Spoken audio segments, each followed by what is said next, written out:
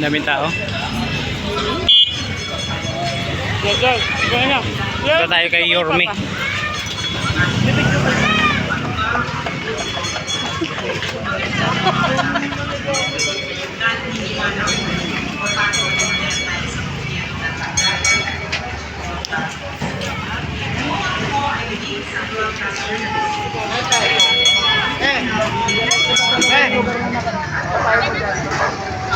Daming tao kay Yorme.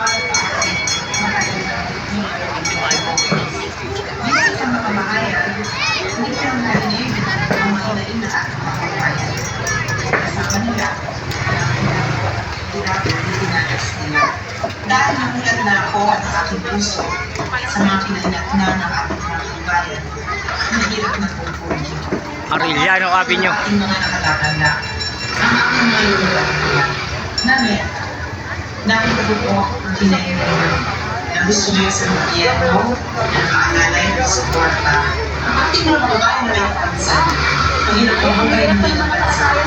Kaya importante, nasensitibo ang gobyerno sa inyong mga pangangailangan para tayo ay mamuhay ng sapat at tapat sa atin.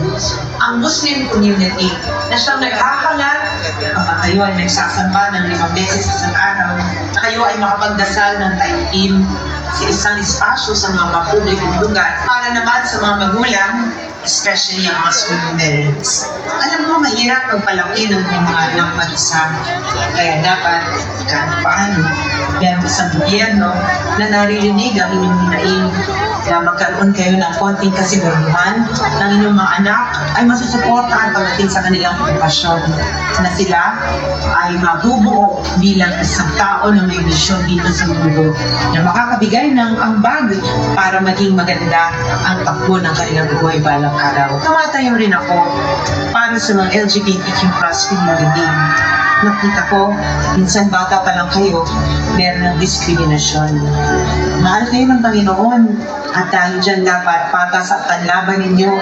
Bilang bunsong anak ng vice alkalde na nakakuha ng 2 termino, alkalde na nakakuha ng 3 termino, congressman na nakakuha ng 3 termino, ginamit ko ang aking boses para makahingi ng tulong para ako ay makapagbaba ng mga proyekto at kailangan ngayon aking boses, ang aking puso para maging tulay sa pag-aabot ng tulong sa mga nangangailangan.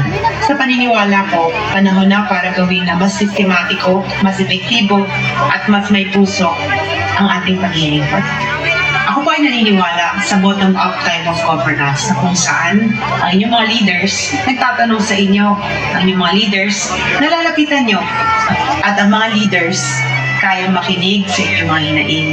Para sa ganon, balang araw, ang ating mga legislations dito sa Maynila ang magiging boses ninyo. Habang binabalik namin ngayon may ang basic minimum needs through social services, pabahay, edukasyon, ako naman po ang susuporta kayo may pagdating sa livelihood.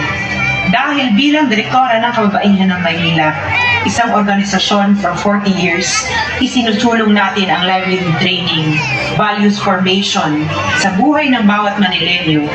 Marami na pong nagawa ang Kababaihan ng Maynila.